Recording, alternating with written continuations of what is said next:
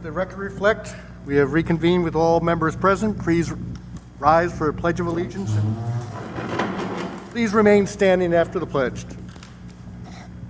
I pledge allegiance to the flag of the United States of America and to the republic for which it stands, one nation, under God, indivisible, with liberty and justice for all. I want to remember a few Madison residents we lost over the last couple of weeks. Carmela Belfiore, longtime resident, died on Friday, November 19th at the age of 76.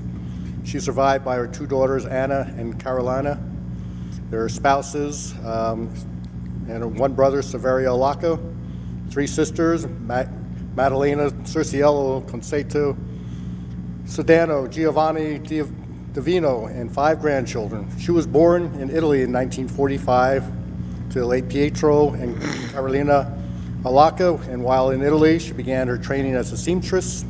She married Alfredo, and the couple emigrated to the United States, settling here in Madison. She was many years a self-employed seamstress, very active in the Madison community. While her daughters were growing up, her husband, Alfredo, passed away at a young age in 1977. She was a long-time parishioner of St. Vincent Martyr Church. And also Robert Bob McAdams, lifelong Madison resident, died November 15th, age of 88. Born in Rockaway, but raised in Madison, who graduated Madison High School. And when he was a young man, he met his wife, Dolly, while roller skating at the Florham Park rink. The young couple quickly became inseparable. They were married April 19th, 1958. He had a long career at the Florham Park DPW, retired in 1994. Predeceased by his brother Harold, he is survived by his wife Dolly, his daughter Donna, and her husband, two grandchildren, two great-grandchildren. And Catherine K. Petalino, lifetime Madison resident, passed away on Friday, November 12th. She was 97, just 4 days short of her 98th birthday. Born in Madison in 1923 to the late Giovanni and Filomena Toracciano. She was the second oldest of 9 siblings, many of whom she helped raise while her parents worked to provide for the family. Kay met her husband, the late Frederick Petalino, at the roller rink, which is an interesting theme for tonight. And while Frederick honorably served the country in the Coast Guard, Kay worked in a defense factory. They were married in 1943. She was a long-time parishioner of St. Vincent Martyr. She loved art, especially creating beautiful ceramic pieces. Opened her own studio in Madison called K Ceramics.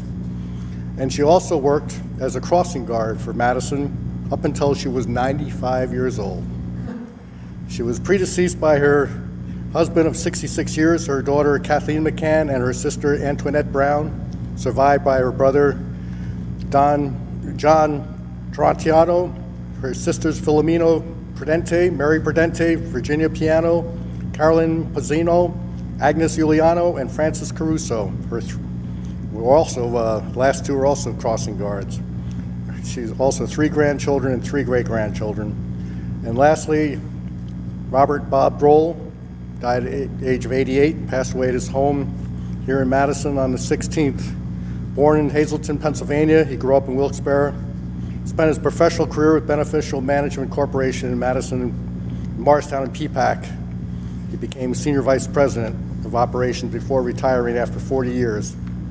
He later became a board director, committee chair with First Investors Corporation. He was an Eagle Scout and later in life volunteer with Patriots Path Council of Boy Scouts, and also served as board of directors with Matheny School and the Colonial Symphony. Bob is survived by his wife, Bernadette, known to many of us as Bernie, very active with the Thursday Morning Club, 4 sons, Michael, James, Richard, and David, 7 grandchildren, 2 great-grandchildren. Let us take a moment to remember Carmela Belfiore, Bob McAdams, Kay Petalino, and Bob Droll, and let us pass our thoughts on to the families and friends they leave behind.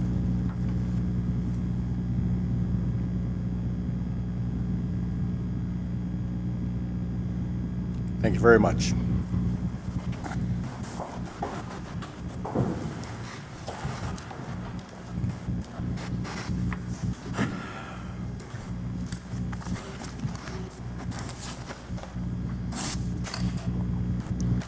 All right, there are no minutes for approval at this meeting. That will come up in the next meeting. So, welcome all. A few announcements.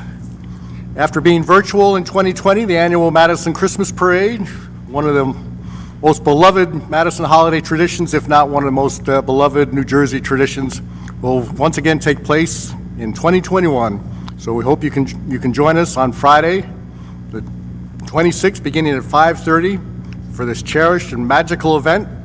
Please note that temporary no parking and road closures will occur. So park in the away from downtown and take a nice walk to find a great spot to watch this. And more information will be in social media and Rosenet. And the Chabad of Southeast Morris County menorah lighting will occur on this Sunday, November 28th. A reminder that Hanukkah is early this year. 5 p.m. at Madison train station right on Kings Roads. That area will be closed off, and we ask people of all faiths to come and join us. And for those that are unable to attend, both events will be live streamed on our YouTube page, where you can watch from the comfort and safety of your own home. You can easily access our YouTube page by visiting rosenet.org and clicking on the YouTube link in the left-hand side of the page. And we certainly cannot talk about our parade on Friday without thinking of Waukesha, Wisconsin. While it does not appear that at this time that this tragedy was a targeted attack, it has touched us all as we enter this holiday season. And it serves as a reminder that we must always plan for the worst while hoping for the best. Keeping our residents and our visitors safe for our events is always the highest priority. And as with Bottle Hill Day, some of the security this Friday will be obvious, but very much is very subtle, not noticeable to the public. So while we all look forward to a return for normalcy in Madison with the parade on Friday, our thoughts will also be with the families in Waukesha, whose holidays will never be the same. As we gather to welcome Santa Claus, Acting Chief Misha has assured me that safety measures will be stepped up and in place. And for security reasons, we cannot share these measures with the public, but rest assured they will be in place. And as always, Madison Police Department reminds the public, if you see something, say something. And a few other things going on over the past 2 weeks. On November 10th, I joined members of Madison Rotary Club and leaders in the community as they pulled together for a planning session for Madison and Rotary called Grow Better. It was amazing to see all the talent in the room and energy to work together to make our community even better. One part of the discussion was rating Madison on a scale from 1 to 10, with 10 being the highest, and it was amazing that almost all the scores came in from 8, in the 8 to 10 range. But didn't mean we couldn't come up with ideas to make us even better. On Veterans Day, we gathered at James Park to thank our veterans, and I want to thank the American Legion Frank Patterson Post 43 for their work in pulling the event together as always. And then that afternoon, I visited Sunrise Assisted Living to recognize the veterans who live there. And as I mentioned on Veterans Day, it was important that we took the time on November 11th to thank our veterans. But we should thank them every day. So to all those who have served our nation during times of peace and war, we thank you for your service.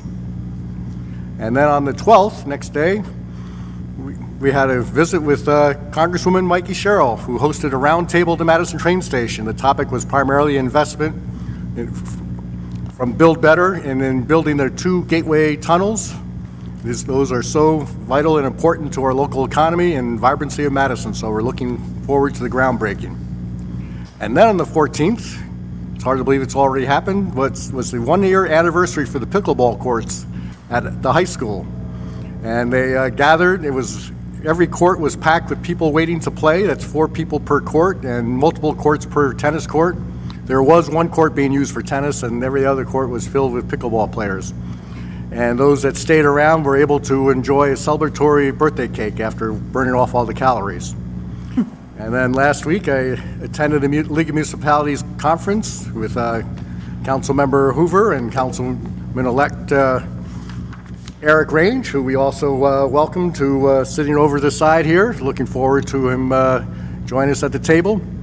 and also Borough staff leadership down at the conference, and I had the honor of leading 2 workshops, one on investing in infrastructure and the other on pandemic planning and the lessons learned throughout the pandemic. And I also got to present a birthday cake to our one and only Ray Cody at the Municipal Manager's Lunch. It was his birthday last Wednesday, and you'll hear more about that from Austri coming up shortly.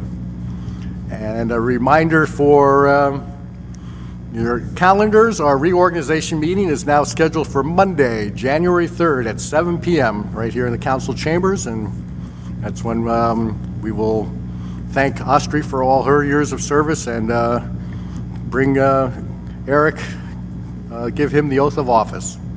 And lastly, as I mentioned, we are in Thanksgiving week. If you travel or have relatives coming to town, please take precautions, protect yourself and your loved ones. And if you have not been vaccinated, please give yourself an early present. Get vaccinated or a booster if you're already vaccinated. Thank you. That was probably more than my share, but a lot to cover. And now we go on to reports from committees. Public Safety. Thank you, Mayor. Council President Byrne. Sorry.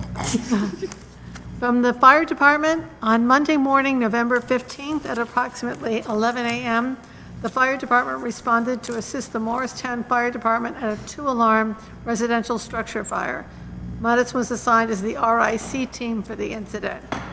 On Sunday evening, November 21st, at approximately 8 o'clock, Fire, police, and EMS responded to a single-car accident on Greenwood Avenue near Knollwood for a reported overturned vehicle with entrapment. It took firefighters around 30 minutes to stabilize and extricate the single occupant from the vehicle. The patient was then transported to the hospital by Madison EMS. There was a CPR save by Madison first responders on Friday, November 19th at 12:36 p.m. The Madison Police Department, Fire Department, and Ambulance Squad were dispatched to a Prospect Street residence for report of an unconscious 62-year-old female. Madison Police Patrolman Matthew Mirabella, Madison firefighters Brian Castano and Kyle Wickman, and ambulance squad members Jack Lutz and Jim Wynn arrived to find the unconscious patient lying on the floor of her residence. Madison Public Safety personnel met with family members who witnessed the cardiac arrest and telephoned 911. Immediately upon locating the patient, first responders began performing CPR and applied the automated external defibrillator, AED. Atlantic Health paramedics arrived on the scene to join in the life-saving efforts. After performing life-saving measures at the residence, the patient began to breathe on her own. She was ultimately transported to Morristown Medical Center, where she is recovering. So, thanks to our first responders. And then from the Madison Police Department, the Madison Police and PBA Local 92 is once again collecting donations for Toys for Tots for the holiday season. There are 2 drop-off locations in the PBA trailer and Kings Road Lot 3, outside of the headquarters, and the front lobby of the police department. If you wish to donate, please bring a new unwrapped item for donation. Thank you as always for your generosity to the less fortunate. And then finally, Madison PD is teaming up with Madison First Baptist Church and Zufall Health to host a COVID booster shot on December 17th from 10 a.m. to 2 p.m. on the 2nd floor of the Madison Public Safety Building. If you're interested in receiving a booster shot, visit rosenet/1306/COVID-19 vaccine. Thank you, Mayor. Thank you. Finance and Borough Clerk, Ms. Bailey. Oh, thank you, Mayor. We want to remind eligible residents who have not yet filed their annual homestead benefit application, they have until November 30th to file online or by phone. And there's a link to more information on the tax collector's web page on Rosenet. You can also call the tax collection department if you have any questions or need additional information. And then from the Finance Department, tonight we're taking a very important step regarding capital investments. Every year, the council votes on capital ordinances for various projects like trucks, water mains, sewer projects, and road reconstruction. In fact, tonight we're introducing Ordinance 48-2021, which is appropriating $100,000 for materials for the electric substation. Once that ordinance passes, the funds are reserved and then used to pay for the project. after the project is complete, there are typically excess funds in the ordinance.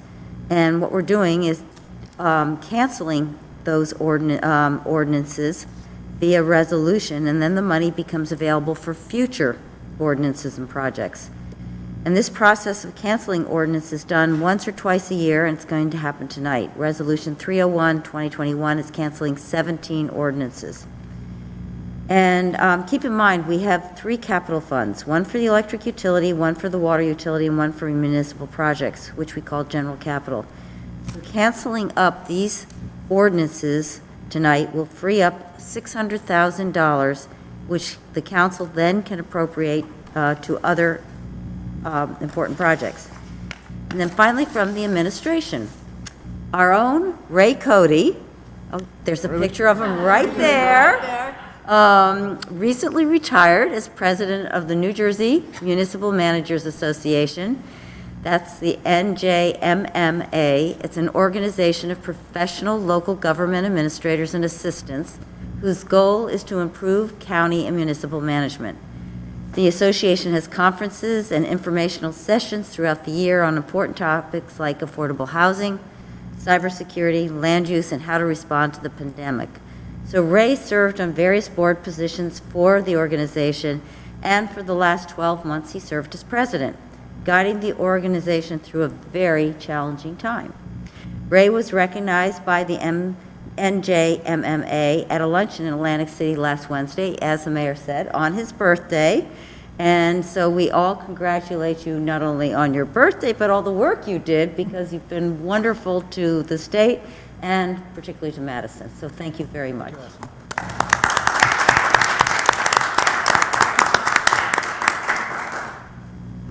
That's it. All right, thank you. Public Works and Engineering, Mr. Hoover. Thank you, Mayor. For the engineering department, the Hartley Dodge Plaza, they completed the upper granite stair tread and upper plaza pavers resets. Next week, the lower plaza stair resets will begin, and mortar joints will continue through the finish. In addition, the engineering department completed the emergency response removal of Bella Woods Cove culverts, which were filled with grime, debris, and branches and trees due to recent storms. For the Department of Public Works, the mechanics have been servicing all the plows, heavy trucks, and snow removal equipment in anticipation of winter weather. We're not having any this year. The used loader conveyor equipment purchased through a shared service agreement with Kearney will be a great help this winter. Triennial sewer cleaning throughout town has been completed for the year. DPW has been removing the barricades used by multiple restaurants for outside dining. That process will be completed prior to Thanksgiving. The new recycling center at the DPW yard will be closed on the Friday after Thanksgiving, but open for business this Saturday from 8 a.m. to noon. The center is still accepting pumpkins as well to be recycled. DPW has completed one leaf collection round of the entire town, and that process will continue into September. Free leaf bags are available at the DPW garage and in the Borough Clerk's office. Shade Tree Management, from the Shade Tree Management Board. The board has formed a subgroup to examine how Madison's tree protection ordinance applies to the development of lots that have only trees, like the Drew Forest. Other municipalities restrict the percentage of trees that can be removed and have a strict tree replacement program. Changes need to be made to the Madison ordinance, and you'll hear more about that as we go forward. For the Recreation Department, registrations for basketball and spring track are currently available online, and links to the websites for each sport can be found via Rosenet. Details regarding this year's 5th to 8th grade ski club remain tentative, but we expect to have information published on Rosenet by the end of this month. Winter gym space is somewhat limited this year due to COVID protocols in the Board of Education facilities. However, thanks to Daniela Mancuso and the Board of Education for their flexibility and assistance in allowing us to maximize our program offerings despite these limitations. The infield renovations at Sunny Vitale Memorial Field are now complete. Drainage and playability will be significantly improved as a result. Additionally, both outfields at Rosedale Baseball Complex will fully top-dressed and seeded this fall, creating a much more even playing surface. Lastly, barring unforeseen changes, the Rosedale Ice Rink will be flooded the second or third week of December, weather permitting. Please check Rosenet and subscribe to the recreation calendar via Notify Me to receive monthly updates on the rink's availability. For the Sustainable Madison, I need to let you know that the mayor, our esteemed mayor, received an award from Sustainable New Jersey for his leadership this year, which is great. And Kathy Cacaval also received recognition. We got the highest, we achieved the highest points in our population category and the second highest points of all municipalities in the state, certifying in 2021. Okay? That's really great. And that's all I have, Mayor. Thank you, and thank you for sharing the story about our recognition as a leader in sustainability. We were, as you said, our point total was very impressive, but it's more about the points. It's about making a difference in our environment and the world around us. So thank you. Community Affairs, Ms. Cohen. Thank you, Mayor. You stole my thunder on the annual Christmas parade and the Chabad menorah lighting, but I've got plenty of other things to report. The Madison Holiday Arts Festival will return this coming Friday and Saturday. A full schedule of musical performances is planned for both days. Please visit the I Love Madison NJ Facebook page or the Madison Arts and Cultural Alliance website, madisonartsnj.org, for more information on this great holiday tradition. The Secret Santa giveaway returns this Saturday, November 27th. Shop in Madison on 4 consecutive Saturdays from November 27th through December 18th between 12 and 3, and you may be randomly approached by special Secret Santa and awarded a Madison gift check in the amount of $25, $50, or $100. One gift check for each nomination will be handed out to lucky winners each Saturday. The more you shop, the greater your chances to win. This year again, holiday caroling will brighten your downtown shopping experience on Saturday, December 4th, 11th, 18th, and then Thursday, the 23rd, will feature an evening holiday sing-along with Selwood Studios on the Museum of Early Trades and Crafts lawn beginning at 6 p.m. The Chamber of Commerce, the Madison High School art students will be painting holiday themes on the windows of 15 businesses. Search for Rosie the Reindeer, Rose City Reindeer will begin Saturday, November 27th through Monday, December 13th. More than 50 chamber member businesses will participate in this creative and fun activity to help highlight the holidays and all that is wonderful about shopping in Madison. This is a free event, open to the public and for children only. For a list of participating businesses, please visit madisonnjchamber.org. A preview way ahead, the Taste of Madison will be March 21st at Brook Lake Country Club. The committee has already begun preparations. And please remember the Madison, that may be old news, I apologize. Please remember the Madison gift check for anyone on your holiday shopping list. Madison gift checks are available in any denomination all year round at the Provident Bank. Thank you, Mayor. Thank you. And now Utilities, Ms. Ehrlich. The Electric Department reports that between November 11th and November 13th, the standby crew was called out 3 times for various issues, including an emergency markout, water leaking into a resident's house panel at the meter penetration, and a call for half power. The week of November 15th, the Electric Department hung and lit the holiday wreaths on the Victorian-style lampposts throughout the downtown business district. The Electric Department also cut down the Christmas tree at the Toto's residence. With the assistance of a Coviello's truck, the crews transported the tree to Waverly Place, where it was erected and lit. So we do thank the Toto family for their ongoing contributions and leadership in the ways they have benefited our Christmas celebrations, and the special donation of the tree this year is really impressive. The department also built portable lights for the annual Christmas parade to light our way. The Water Department reports that a fire hydrant was struck and broken in an unreported motor vehicle accident on Delbarton Drive. On the 18th, the Water Department replaced the damaged hydrant. At the Rosedale Dog Park, the fountain will be shut down for the season due to the cold weather. The dog park will remain open, so please bring water for your pet's visit if needed.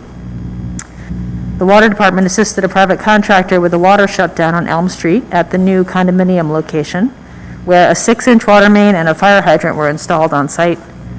And finally, the Water Department reminds us to please winterize automatic sprinkler systems and shut off your outside spigots from inside your home.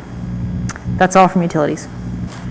Thank you, and just a little more background on the Toto family tree as told to me by Carmen Toto III, Carmen's son, that it was their Christmas tree many years ago that they planted in their backyard by their deck, and so they certainly were so honored to be able to donate that tree in their father's memory, and so many memories for the Toto family, and now it's memories for Madison, and it's an incredible looking tree. Well, the symbolism of them nurturing that tree at their home for so many years is certainly not lost on us. That's really beautiful. Thank you. And Health, Mr. Landrigan.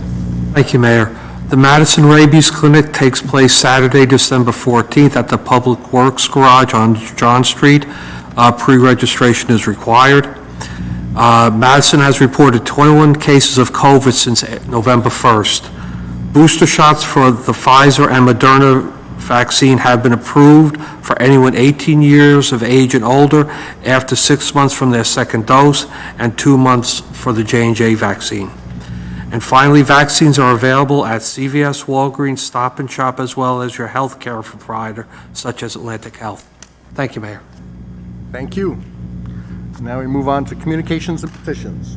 Yes, council has received an email dated November the 11th from Jane and Jim McMahon of Orchard Road in Chatham, thanking the council for their efforts to save the Drew Forest. And an email dated November the 12th from Steve Johnson, Alexander Avenue, acknowledging the council's efforts to preserve Drew University's forest. And another email dated today, November the 22nd, from Bridget Daly of Keep Street regarding the hybrid council meetings. Right, thank you. And now we're on to our first of two invitations to comment, and related to Bridget Daly's comment. I know it was related to the inability to comment from home, and as we've set up these meetings so we can have the best possible production, that is not possible, but we, as said initially, we will continue to review our process and also look at the guidance from the state as far as how to conduct comments. But for those that are here in person, you may comment. This is one that's limited to items that are on our agenda discussion and our resolutions. So our agenda discussion are the capital ordinance cancellations that are listed in Resolution 301, and then the municipal water rates, and that is an ordinance to increase the rates, and you'll be hearing about that shortly. If you want to comment on other topics besides the resolutions I'm about to go through, we'll have that session coming up shortly. And these are the resolutions that are part of our consent that you may comment on, and you'll now know what's included in the consent agenda. Resolution 297, an agreement with Tate Grossman Ecology Law as special counsel for opt-in to opiate settlement. This is a money from the class action settlement for the opiate crisis. This will not cost the borough anything, and is estimated we could receive up to $441,000 in funding to support related causes, programs. Resolution 298 is authorized and collective bargaining agreement with the Madison Federation of White Collar Workers and Supervisors. This is for the period of January 1st, 2022 through December 31st, 2025. Resolution 299, authorizing settlement of 2015, 16, 17, 18, 19, 20, and 21 tax appeals entitled Rose City Associates. And this sets a new assessment of $12 million. And this is a property commonly known as the Stop and Shop. Resolution 300 is appointing John Petrowski to the vacant position of Madison Arts and Events Director, an annual salary of $55,000. Resolution 301, canceling completed capital improvement ordinances, and you'll be hearing about that shortly. Resolution 302 is awarding contract to Gen Electric for traffic safety improvements under the Morris County Cooperative bid of not to exceed $15,000, and this is funded through Ordinance 4-2019. Resolution 303 is approving temporary signs for the Madison Eagle Christmas Fund. Resolution 304 is appointing Kelly Peralta to the position of substitute crossing guard. So you may comment on any of those resolutions or the two agenda items. If you wish to comment, please step up to the lectern, state your name, your street, town, and then the topic you are speaking on, and then you may start your comments. Claire Whitcomb, 12 Fairwood, and I'm speaking about water. The MEC met last Thursday, and Jim Burnett was really excellent and came to our meeting and sort of explained some of what's happening tonight with the water rate increase. And I don't know where everything landed, so my point is very general, that the Environmental Commission was deeply in favor of husbanding our natural capital and really using water rates as kind of an awareness that conservation of our aquifer and protection of our water supply is super critical. New Jersey is, you see a lot of rain coming down, but not all of it gets back into the aquifer. It floods, it travels across asphalt, which acquires pollutants. It goes into stormwater systems, but it doesn't filter back into the ground because the aquifer is beneath where we are. And our three most critical aquifer recharge areas are interestingly forested. There's the Drew Forest, there's Summerhill Park, and then there's the MRC, particularly the area at the top of the hill, the brownfield area that's fenced in, that now has 24-inch diameter trees. And trees are just super important at channeling water into the aquifer. They break the fall of rain with the leaves and their branches. They channel it down with their roots, and they purify the water along the way, as Julia Summers reminded us. Grass is a pretty poor conduit. Cement is even worse. And I just want to point out that I think, it'd be good to have a larger conversation on protecting our aquifer, and I don't have anything specific to say at this point, other than I feel like the Green Committees would like to talk to the town about this. And we see in all the site plans review at the Environmental Commission that there's always a demand to go over your impervious coverage. And on a case-by-case basis, it doesn't look egregious, but collectively, it can have an impact. And I just want to say that there's a project on Park Avenue, 6466 Park Avenue, that is calling for cutting down 116 trees. Now, that may not be where it ends up, but we are facing, in lots of ways, things that impact our natural capital and the aquifer. We have to be smart about it at every step of the way. And congratulations, Ray. That's really great. Thank you, Claire.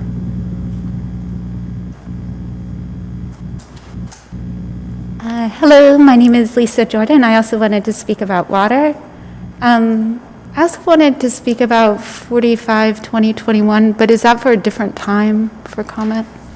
The ordinance on Geraldo Farms?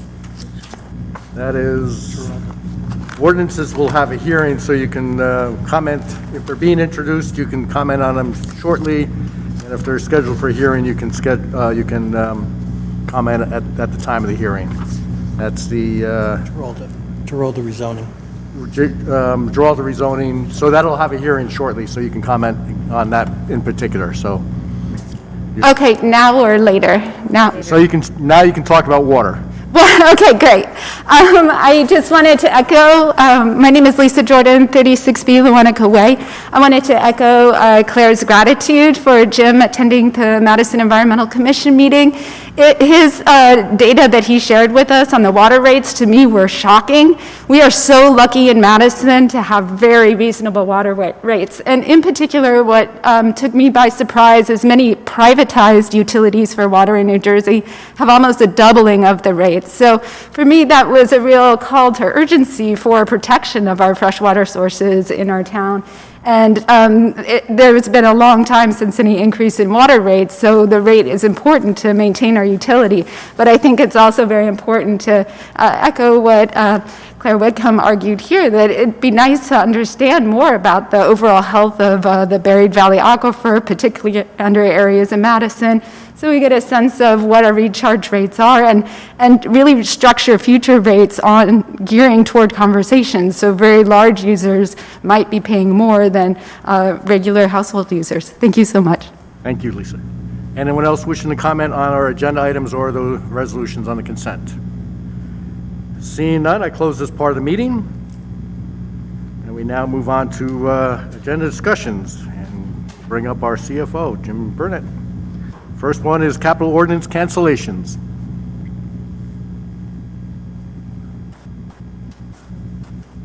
Thank you, Mayor. I'll be brief on the first one. As Councilwoman Bailey explained, this is a ministerial action that we like to do at least once a year. There are 17 ordinances to cancel for a total of $605,791.80. I want to applaud the department heads for not spending the entire amount. We reserve this money. We give them the money to buy, for example, the street sweeper, and there was $7,959.90 left, and Ken could have probably tried to spend it, but he didn't, and he's allowing us to reclaim that money and have it be available for future capital ordinances. So I think that pretty much sums it up. I'll take any questions on that if there are any. Any questions on the cancellation? Austri? Yes, thank you. I'm looking at some of them, and the numbers that we're closing out, some of them are rather large. And I'm assuming it's because we just didn't complete or even start that project. So there's several of those, correct? That's correct.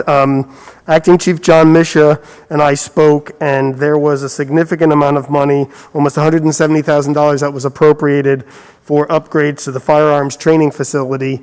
And after conversations with him, he felt comfortable to not spend that money and instead said, when I come back and ask you for money for something else, hopefully you'll be nice to me and give it. So I said, well, we'll see how that goes. But so that was a significant one.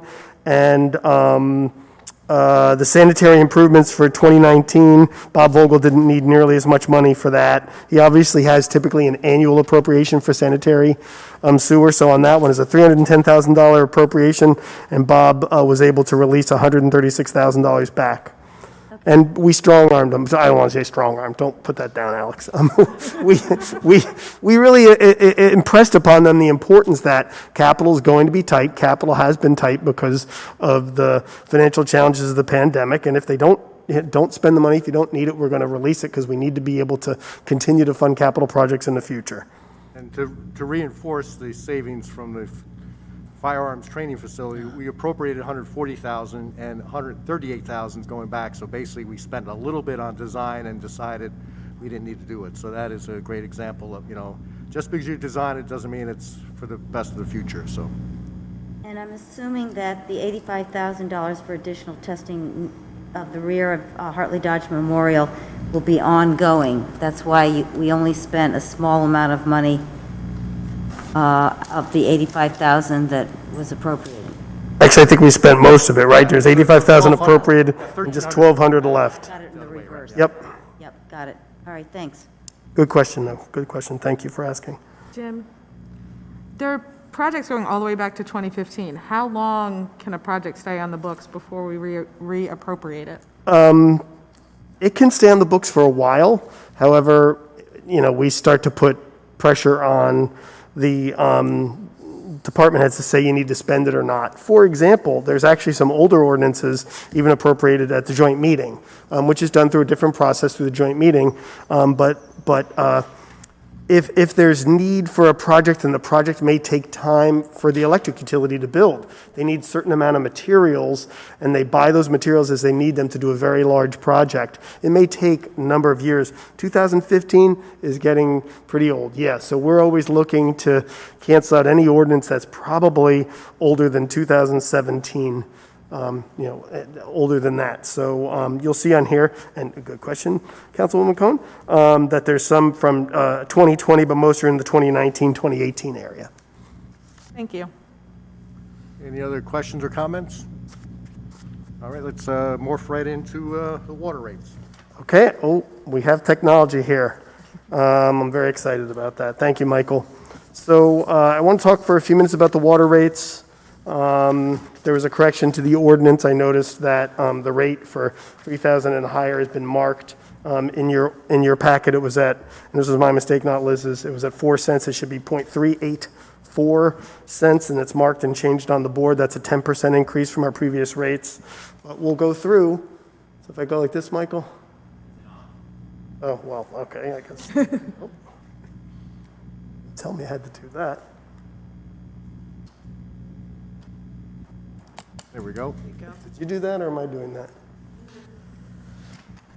Great. So the primary goal of the water utility is obviously deliver safe drinking water and operate a reliable, well-maintained system. This is a proactive action of increasing these rates. We're doing it for the financial stability of the utility to make sure we can continue to satisfy that goal of delivering safe drinking water. We haven't increased the water rates in 10 years, as was previously mentioned. This is a quick financial snapshot of where we are. This is a typical schedule that I show every year. I would point to the last line, W11, if you can see it on your packet or see it at home on the screen. You'll see that. That's the balance of surplus at the end of the year. It was very high. It's estimated to be very low at the end of this year. This was calculated and known. If you look up above at W5, the amount of capital improvement, in 2020 we pulled a significant amount out for capital improvement for water meter and other water-related projects. But in order to continue to fund the utility, costs are going up. We need to increase the revenue. There's just no, when we have 10 years of basically flat revenue of 2.4, 2.5, 2.6 million, we have to at some point increase the revenues. Expenses are increasing, whether it's employee expenses or insurance or the electricity or whatever costs are associated with the utility. We need to look to increase rates, and we haven't done it in over 10 years. This is a water rate comparison. I did show this to the Environmental Commission. As you've seen this chart in the past, it was actually published in our budget hearings. It shows Madison Utility as the lowest in the area. American Water, which is a investor-owned, publicly owned utility, serves Chatham Township, Burnesville, New Providence, Milburn, Mendham. You can see their rates are 3 times the amount that we are for this typical customer, and we use the typical customer as 2,000 cubic feet of water per quarter. A cubic foot is 7.48 gallons in a cubic foot of water. So that's a significant amount of gallons that people are using in a quarter. If you don't landscape, if you landscape, you do use more water. So if you compare American Water, the next one is Suez, Aqua, those are all investor-owned utilities. Southeast Morris Municipal Utility Authority, which serves our neighbors in Morris Township and the like, is at $397 now, but they are proposing a water rate increase that will get them to $454.88. That's new water rates that they're proposing to be effective at the first part of January 2021. Chatham Borough is over $100 more than we are, and Florham Park is $200 for this typical customer. So an increase of 10% on our water rates is what we're asking for, effective April 1, 2021. So I just want to emphasize that that last chart, which, Chatham Borough is the closest to us, $100 more on the average small customer. Another way to look at that is 33%. We're 33% below Chatham, and that's significant. Yes, thank you, Mayor. Absolutely, 100% agree. So if we go up by 10%, which is what I could have made a reasonable argument to ask for more, but realizing that, we want to be reasonable, we're asking for a 10% increase this year, a 10% increase next year, and then a cost of living adjustment thereafter. The 10% increase would result in our rates going up from $248 for this average customer to $273, and that's per quarter, or that's the annual water bill for that customer. So again, looking at Chatham, we're $273. The next lowest one on the list is Chatham at $352. We're still significantly under Chatham's rates with that 10% increase.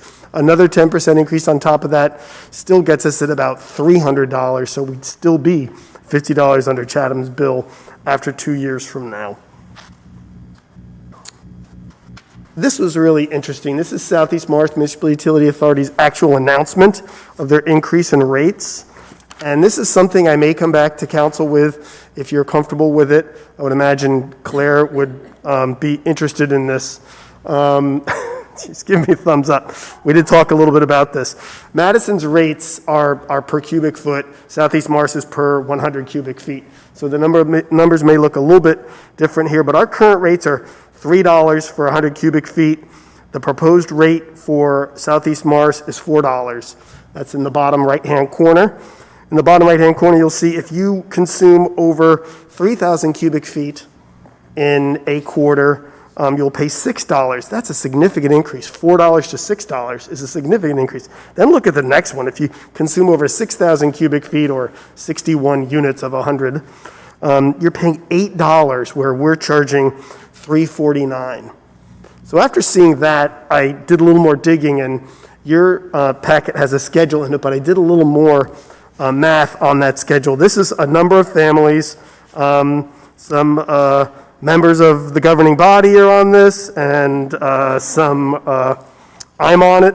Okay, I admit, I don't know, I guess Sarah and I don't use a lot of water. We're the top left, 2 adults for 2,875 cubic feet of water. But you can see that there's a tremendous variance. On the left-hand portion of this table are 6 customers that clearly don't have irrigation on their property or don't have a significant summertime consumption.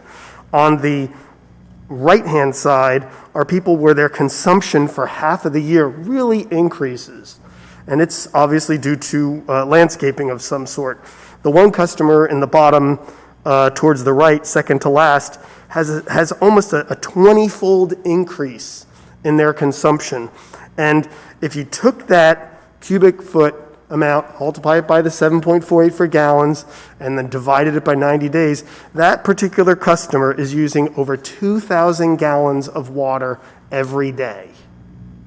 That's a lot of water. So they obviously have significant gardens and alike. So our water rates are so low that it may not trigger someone to actually even be concerned. Maybe you would think they'd have a leak, except their other quarters are not nearly as high. Their other quarters are much lower.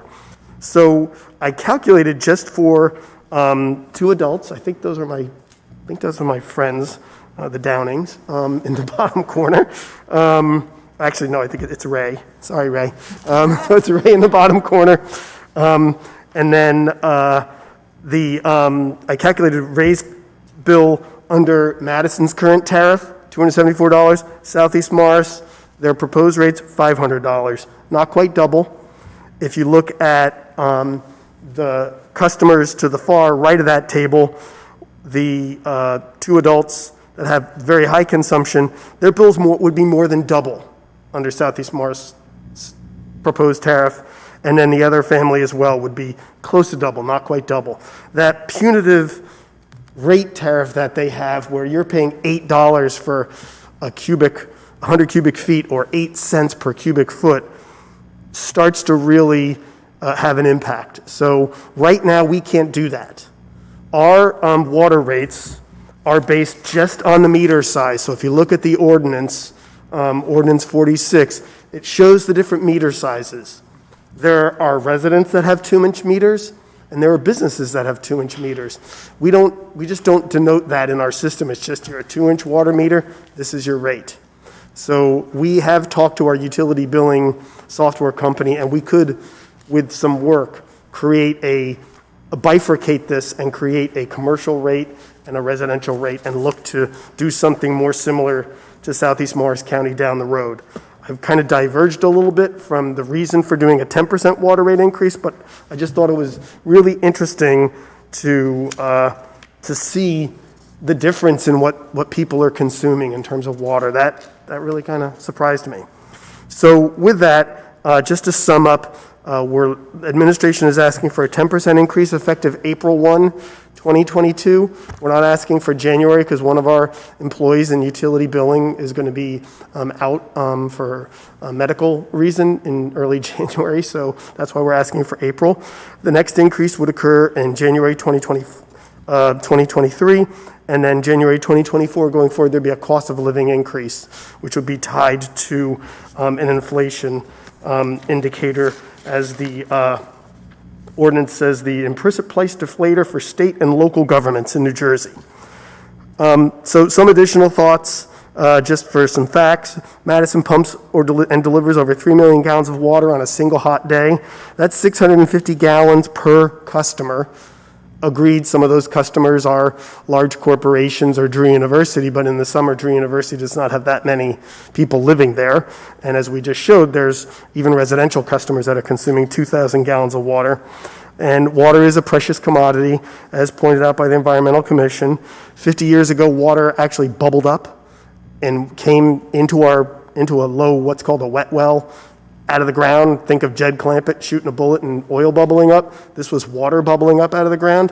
It no longer does that. We have to go down 50 feet with a pump and pump the water out. So the water level is dropping. And even with this increase, Madison's going to have clearly the lowest rates in the area. Councilwoman Bailey and I were talking about this, and it's an important point. Property owners can choose to pay a lower bill if they just conserve more water. And there are some who do. So it's not, this isn't a mandatory situation. People have some control over what they're paying in their consumption. And the additional revenue will reduce the financial stress and will allow us to continue to have a robust capital program to keep the system reliable and safe and deliver excellent drinking water, and will allow us to offer financial assistance programs in our electric utility and elsewhere.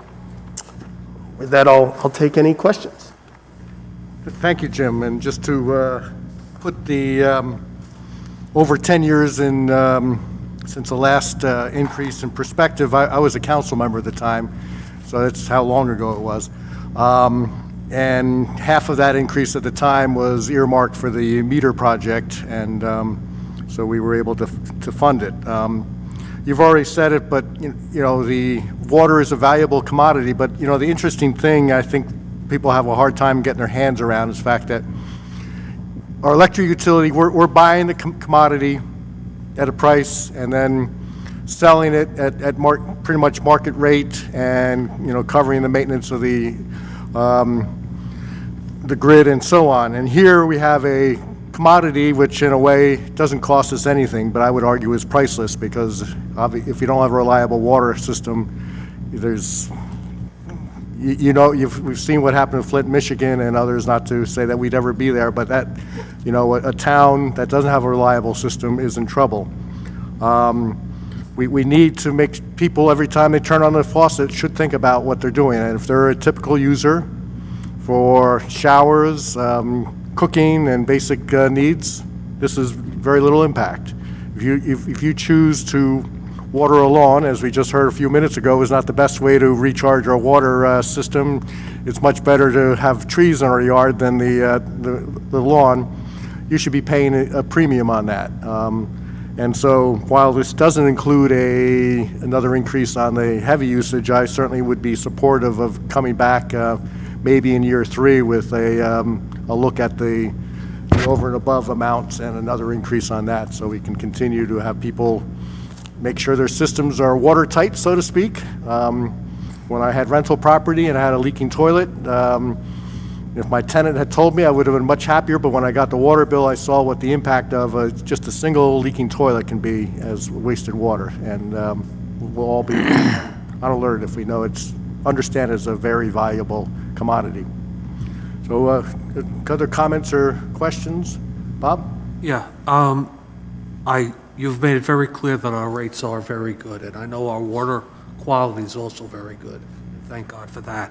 But you've touched on it briefly, and a few people here, about the amount of water we have available. I remember when I lived on Cedar Avenue, during a heavy rainstorm, the pavement actually rose up, as I know there's a aquifer that used to go down that road. That doesn't happen anymore. What does this do, if anything, to help ensure that we have a good supply of water going forward, number one? And then do we support other towns around us who maybe don't have that same water supply that we have? We support other towns through an interconnection. So if Florham Park has a problem with their water, we're interconnected with them. If they have a problem, they're interconnected with us, which is a reciprocal process. We also have it with Southeast Morris Municipal Utility Authority. That's a little bit of a tongue twister, so I have to move my head when I say it.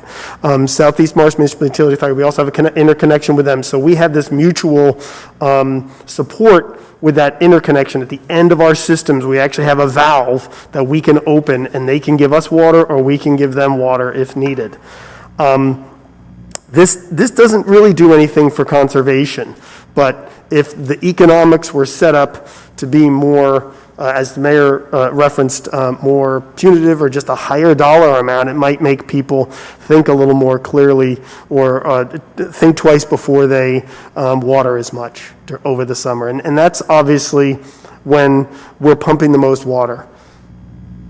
And I think a way to look at it is, Bob, is you look at our various electric purchase contracts and where that electric is coming from. Almost in theory, almost anywhere in the country that the power is coming here. If the Buried Valley Aquifer goes dry, I don't know what we're doing. Right, well, so then clearly it's the recharge areas that are critical for us, Yep. such as the Drew Forest. Yep. Oh, Maureen? So we've been replacing the water meters? So, I'm sorry, go ahead. We've been replacing the water meters?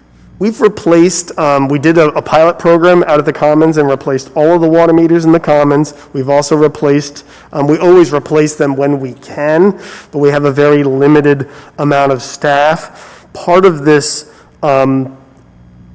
increase will hopefully allow us to take an employee that's currently in Public Works and move them over into the water utility. We have a couple of gentlemen in the water utility that are my age. In other words, they're not young. And so it would make sense to have another person there starting to learn the ropes. And when you look at the electric utility that has 9 or 10 employees there, and they have a system that distributes electricity and hits over 4,000 customers. The water utility has a system that distributes water and serves over 4,000 customers. And they only have three employees right now. So there's a possibility of us having an employee move from DPW over to the water utility and have their salary funded out of that. This water increase allows for that. And we are looking to do the large water meter project next year. I just put a hesitation on that because I'm the one that's going to have to write all the bid specs and get us to the finish line. It's a little scary. We'll give you some extra time to do that. Rachel? So, Jim, on the topic of the water meter project, how will that project help us accurately measure water use as it rolls out? Well, what we're hoping to have is, first, the ability to see if there are leaks. There is a leak detection system in there, and as the mayor said, he might have not had 90 days of a leaking toilet in his apartment had he been notified by us. So we believe that this system, we haven't demoed it yet, has full leak detection capabilities where we can notify our customers. What it actually will do is look and say, are there any customers that are using water every hour? Every hour, 24 hours a day they used water. That just doesn't typically make sense from a consumer standpoint. And if they are, that's when we would get notifications. Maybe there's a customer and then we'll shut off that notification so they don't get bothered. It will also more accurately read the water meters. I actually think my meter is suspect, that I'm only consuming that much compared to a single person. This isn't going backwards, Michael. Can you go backwards, Michael? Maybe shut down to the slide that, is it me? Am I controlling it now? Okay. So I'm consuming 2,875 gallons and Ray's consuming 8,000. I don't know, that seems a little low, but I know for a fact the two single adults I think those are correct meters, and so I'm actually getting my water meter changed. It's, I asked him to, I just want to see if there's a difference. If my meter is running slow, it's, was replaced in 96, so it's 25 years old. I went back through some, a couple years of notes. We've been talking about increasing the water rates for some time. And in the past, we've talked about it as a source for generating fund balance. I'm wondering if you can talk a little bit about whether the water utility is a more sustainable source for generating fund balance than the electric utility? And if so, does it help reduce our dependence on the electric utility for funding the borough? I did not give you that question. That's a great question. That's a really good question. That's such a good question. I wish I'd thought to tell someone to ask it. That's a great question. And in reality, it sounds obtuse, but yes. Our electric utility is tied to the electric markets. Our water utility is homegrown. We do have a small amount of fund balance that comes out of the water utility, much larger that comes out of the electric utility. If we increased our rates significantly, we could, in theory, have available funds in the electric utility or other sources of funds to either do more things or have a larger dividend back to the customers in the electric utility. It would give us more flexibility if we were more aggressive with the water rates, with a water rate increase, yes. And I would posit, it was kind of a leading question, but I would add also that we have more risk or exposure on our electric usage, but water use is pretty predictable. And I think in general, we can make some predictions about what the revenue would be in a way that we have more control over than utility rates, which are more risky or less predictable over time than our water usage. I would agree with that. So I also want to point out, looking back on some previous budget presentations, that we've made significant investments in our water utility since 2017, after years of low investment in the water utility. And, I think we've been asking for several years if the water rates we have now are really appropriate to sustain that level of investment. So I'm really glad this is coming before the council now, because I think the time is nigh. If it wasn't last year or the year before, it's absolutely now as we contemplate dropping revenues in other categories. And I think overall, assuming we continue to trend downward on our use of electric utility surplus for the municipal budget, I think we would do well to think about how we can use our water rates to insulate the borough or sort of prepare for the coming changes to the energy system that we know are coming our way, forces, out bigger than Madison. So kind of building a case here for why I think this is an appropriate change. And I think it captures all of what has been said about encouraging conservation. And it also, I just want to look at the big picture of our money in and money out to the borough and what the impact is. So thanks for making this great presentation, which puts it really clearly in dollars and cents figures to show that I think we're undercharging, and I think there's so many reasons to move ahead with this change.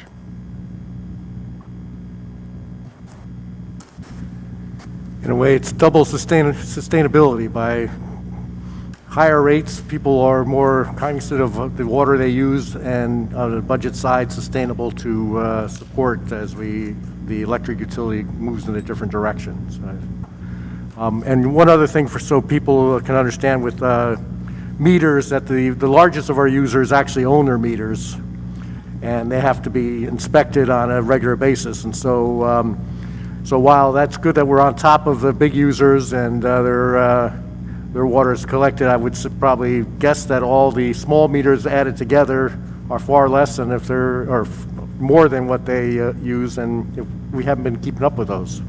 So they're decades old. Yep. I'd just make one other comment, and Councilman Hoover may have wanted to make it earlier. We talked about it last week. I thought it was an excellent comment. We removed the cost of living increase 10 years ago is something that, prior administration was looking to have happen. If that cost of living increase stayed in there, we wouldn't be here today. We would be, the water utility would probably have rates that are maybe 15% higher than when they are right now, and it's just been a very small incremental 2.5% a year increase every year, and we wouldn't even be here asking for this increase. So, that's why we added the cost of living increase onto this, because it's just easy and incremental and keeps up with all the other costs that we have. Part of our joint insurance fund bill is paid out of the water utility. Staff is paid out, health insurance, pension, all those costs, as you know, prior presentations are going up. So I wanted to recognize Councilman Hoover for that good point. Thank you. Any other questions or comments? All right, so this is Ordinance 46-2021 that is listed for introduction. And now we go on to ordinance for hearing. Will the clerk please read the statement? Ordinance is scheduled for hearing, were introduced by title and passed at the first reading at a regular meeting of the council held on November 8th, 2021. They were posted and filed according to law. Copies were made available to the general public requesting same. I call up ordinances for second reading. Ask the clerk to read said ordinance by title. Ordinance 44-2021. Ordinance of the Borough of Madison amending Ordinance 7-2013, which reduced the municipal open space recreation and historic preservation tax rate. I open the hearing for ordinance 44-2021. Anyone wishing to comment on this ordinance, please step forward.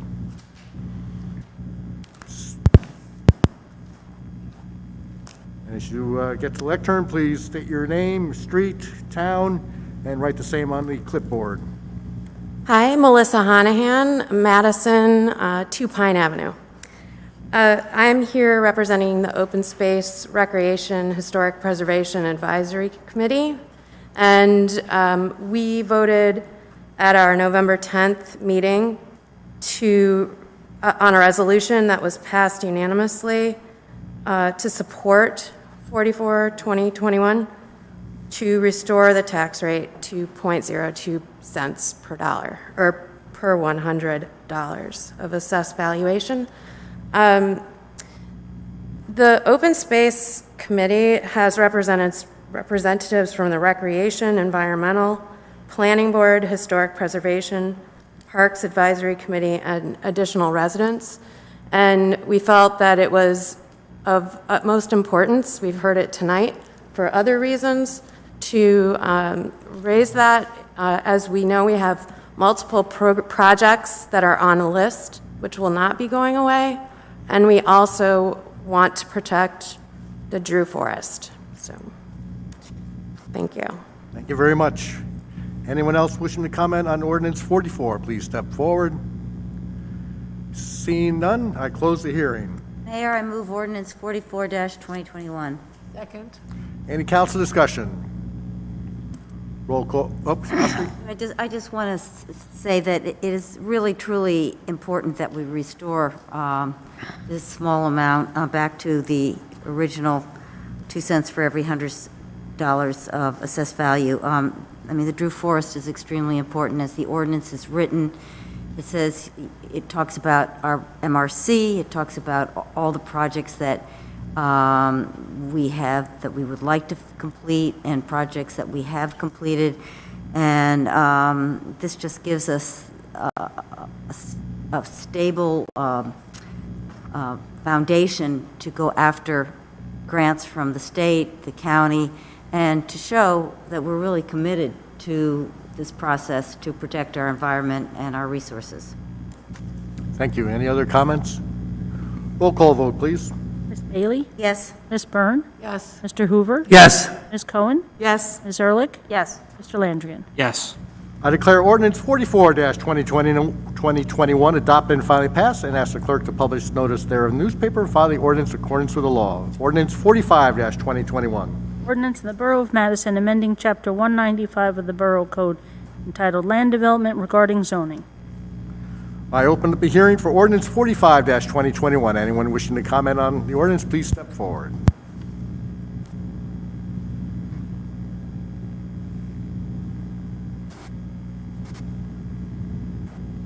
Hello, Lisa Jordan, 36B Loanica Way. I wanted to comment on this ordinance because I learned that zoning changes in Giralda Farms could help Madison meet its affordable housing obligations moving forward. And I have some comments and suggestions in relation to that. For the past year, I've been involved in the community organization Madison Alliance for Racial Equity, their housing justice subgroup.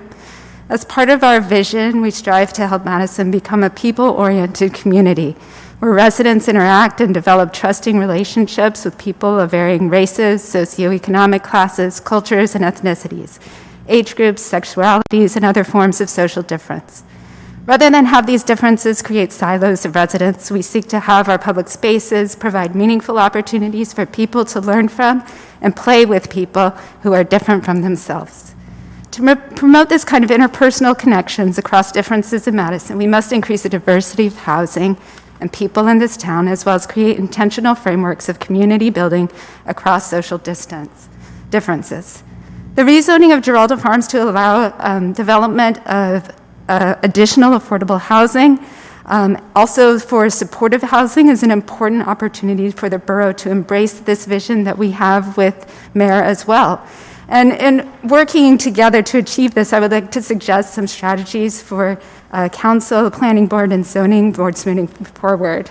My first concern is treating this issue with urgency. As reported in the Daily Record 2 weekends ago, we have a significant shortage of affordable housing in the state. People on wait lists needed affordable housing yesterday. Giralda Farms could be a really wonderful place for mixed-use, transit-oriented development for additional housing. And vacancies should not persist in Giralda Farms while low and moderate income families go without shelter. I would like to request work for increased transparency of the planning, zoning, and development processes so community members know when and how they can participate in advocating for affordable housing, including more community-friendly and understandable updates to RoseNet, reporting on the process. And I'm sorry, Michael, the website on affordable housing is a real bear. It's a lot of wall of information, some of it outdated, so I think we can make significant improvements there. And last, I would argue that we need to recognize past harm and look forward toward reconciliation for a more just, hopeful, and promising future. The really wonderful presentation given by Dr. Susan Blickstein about a year ago to the planning board members highlighted the work of Richard Rothstein, who wrote The Color of Law. Many board members expressed surprise at the contemporary history of affordable housing, but I think there's no going backwards toward ignorance. Places that, like Madison, benefited from systems of inequity and difference, including prejudice in both private and public practice in real estate, home building, lending, and federal subsidies. But we know we can do better, and we can work in collaboration for a more just future. So thank you for the opportunity for public comment. I'm so grateful for the rezoning of Giralda Farms. I think it's really exciting. I think of the origins of this building, Marcellus Hartley Dodge, of the Dodge Rockefellers and Remington Arms, a marriage that ended in tragedy, but we have the beauty of public and civic engagement and response. And how lovely to think of Giralda Farms as a place for new growth and development and a place where we can live together. Thank you. Thank you very much, Lisa. And as mentioned 2 weeks ago and also at the planning board, this will very much a work in progress, and so we appreciate your comments, and I'm sure the planning board would appreciate your sharing your thoughts at appropriate meetings. Anyone else wishing to comment on Ordinance 45, please step forward. Seeing none, I close the hearing. Mayor, I move Ordinance 45-2021. Second. Any council discussion? Roll call vote, please. Oh, I'm sorry. I was just going to say the reason why it went back to the planning board was to assure that the ordinance was in conformance with the master plan. So that was done, a resolution was passed by the planning board, and now it's back here and ready for the vote. Thank you. Thank you for that. Any further discussion? I'll just add to that the master plan adopted in 2020 had some really specific and I think visionary suggestions for how to think about Giralda Farms. And I think it's great progress and very edifying to know that following the adoption of the master plan last year, the council and planning board have quickly moved forward to realize that vision, to repurpose the underutilized spaces in Giralda Farms. And I think it's just a a wonderful example of how we can set our intentions in the master plan and then act on them. And to see local government move quickly, I know it's not always possible for various reasons that I've learned over the last couple of years, but this is an example of it really going smoothly and being visionary. And I'm really proud to be a part of the council that's adopting this new vision for Giralda Farms. So thank you again to the planning board for leading the way on that. Thank you. Thank you. Any other comments? Okay, roll call vote, please. Bailey? Yes. Ms. Byrne? Yes. Mr. Hoover? Yes. Ms. Cohen? Yes. Ms. Ehrlich? Yes. Mr. Landrigan? Yes. I declare ordinance 45-2021 adopted and finally passed, and ask the clerk to publish notice thereof in the newspaper and file the ordinance in accordance with the law. Now we're on to our second of invitations for discussion. This is when you may comment on any topic, including ones already discussed. And same rules apply when you step up to the lectern. State your name, your street, and town, and try to keep your comments at 3 minutes, but we'll give you a 1-minute grace and have you stop at 4. I actually wore my glasses tonight so I could see what I'm writing my name. I'm Mary Jane Lunt. I live at 10 Highview Terrace, and that's in Madison. And I was here at the last council meeting for the Friends of the Drew Forest, and I'm here again tonight, but with a different message. And that message is very simple. It's a thank you to you for supporting us and our efforts to educate the community on the importance of saving the forest. It's truly an amazing piece of real estate and resource with some of the oldest trees in Morris County. And I also think it's the very perfect place for you to take a walk with your families after you enjoy a wonderful feast and a happy Thanksgiving. And please enjoy our float in the parade. Ooh. And I thank you very much. Thank you. Thank you. Great idea with that post-dinner walk, and looking forward to seeing the float. Anyone else wishing to comment? Please step forward. Claire? Claire Whitcomb, 12 Fairwood Road. I'm giving a plug for the float. This is Tom Salaki's idea. He said, I'd like to have a Save the Drew Forest float. And so he's rented a U-Haul flatbed, and he's got cardboard from the Hilltop Bike Shop. My husband is going up there tomorrow to help him. And I don't know, his kids are going to ride on the float, and I just don't exactly know what's transpiring, but I know it's going to be absolutely magical, so I want you to all come out and cheer this float. It's going to be fabulous. And what is really significant is that Santa Claus will see the float, and hopefully he'll, in our stockings or under the Christmas tree on Christmas Day, we'll see the Drew Forest. So, anyone else wishing to comment? Seeing none, I close this part of the meeting, and we now move on to introduction of ordinances. Will the clerk please read the statement? Ordinance is scheduled for first reading, have a hearing date set for December the 13th, 2021.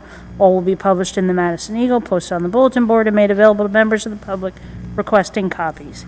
I call up ordinances for first reading. Ask the Borough Clerk to read said ordinances by title. Ordinance 46-2021. Ordinance of the Borough of Madison amending Chapter 190 of the Madison Borough Code entitled Water to authorize the revision of the Borough of Madison's water rates and service fees. Mayor, I move ordinance 46-2021. Second. Any further discussion? Roll call vote, please. Ms. Bailey? Yes. Ms. Byrne? Yes. Mr. Hoover? Yes. Ms. Cohen? Yes. Ms. Ehrlich? Yes. Mr. Landrigan? Yes.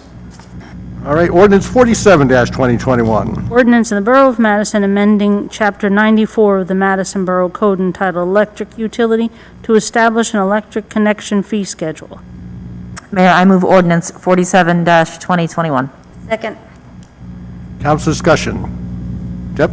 Just to clarify, Jim, this is similar to the sewer collection fee and is on new businesses, not on, I put an addition on the back of my house. I'm getting a nod from the other corner. Good.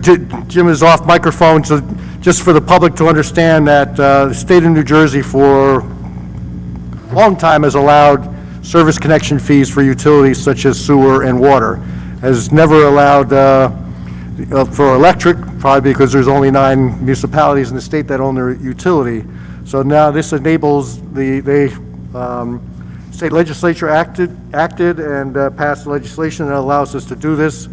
And the biggest thing for people to remember, just as Deb pointed out, so if you're a regular person, you're not going to pay this fee. But what you've been doing, you've heard about the capital reinvestments, you've been paying into our capital investment on electric utility, so someone else can move into town, have a new connection, and not pay into that. So this fee helps support all this, everything that our residents have been paying for so many years, as I'm saying so poorly, but, I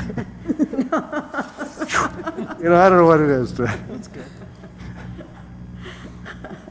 Mayor, I think you said it well. The point is that, the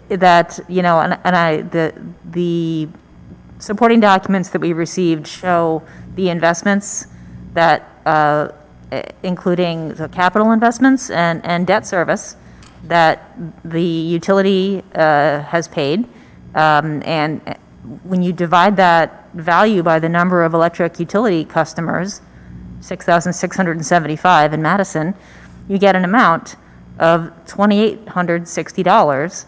And so I think it's more than fair that anyone applying to connect to our grid for the first time and take advantage of those decades of investment would pay a connection fee equivalent to that amount. So this is reasonable, and I'm so glad for our legislative delegation, State Senator Cody and Assembly members McKeon and J.C., who sponsored this bill in order to allow our municipal utility to collect a connection fee. So with thanks to them for helping us get this passed, and thanks to Governor Murphy for signing it into law, I'm glad that we are reading this, introducing this ordinance tonight. Yep. Thank you for wrecking our legislative team and saying what I said so much better. All right, any other discussion? Roll call vote, please. Ms. Bailey? Yes. Ms. Byrne? Yes. Mr. Hoover? Yes. Ms. Cohen? Yes. Ms. Ehrlich? Yes. Mr. Landrigan? Yes. Okay, Ordinance 48-2021. Ordinance of the Borough of Madison appropriating $100,000 from the Electric Capital Improvement Fund for substation feeder protection relays, gauges, and related materials. Mayor, I move ordinance 48-2021. Second. Any council discussion? Yes. Big night for utilities. So I just want to mention that we, every year, make a significant contribution to our substation fund to put away money to make contributions, or to make investments in our infrastructure for the electric utility. We did reduce that amount slightly, I believe, 2 budgets ago. But I want to point out that we have prudently put aside money each year for occasions like this when we need to make an investment or an upgrade to our infrastructure. And so I'm proud that we have planned ahead and have the money available to make this improvement to the substation feeder protection relays. Thank you. Any further discussion? Roll call vote, please. Ms. Bailey? Yes. Ms. Byrne? Yes. Mr. Hoover? Yes. Ms. Cohen? Yes. Ms. Ehrlich? Yes. Mr. Landrigan? Yes. Consent agenda resolutions. Will the clerk please read the statement? Consent agenda resolutions will be enacted with a single motion. Any resolution requiring expenditure is supported by a certification of availability of funds. Any resolution requiring discussion will be removed from the consent agenda. All resolutions will be reflected in full in the minutes. Mayor, I move Resolution 297-2021 to Resolution 304-2021. Second. Any council discussion or any that need to be pulled? Roll call vote, please. Ms. Bailey? Yes. Ms. Byrne? Yes. Mr. Hoover? Yes. Ms. Cohen? Yes. Ms. Ehrlich? Yes. Mr. Landrigan? Yes. All right, there is no unfinished business. Approval of vouchers. Will the clerk please read the voucher totals? For the current fund, $6,336,616.74. For the general capital fund, $23,581.36. The electric operating fund, $197,982.28. For the water operating fund, $19,952.94. The water capital fund, $2,912. And from the trust, $19,225.36. The total is $6,600,270.78. Mayor, I move approval of the vouchers. Second. Any discussion? Roll call vote, please. Ms. Bailey? Yes? Ms. Byrne? Yes. Mr. Hoover? Yes. Ms. Cohen? Yes. Ms. Ehrlich? Yes. Mr. Landrigan? Yes. And the only new business is to wish everyone a happy and safe Thanksgiving, and whether you're staying close or traveling, enjoy the best time possible with your family, and we'll see you at the parade on Friday as we welcome Santa Claus and look forward to seeing the Drew Forest go by. And with that, Mayor, I move that we adjourn. all in favor? Aye. Thank you all.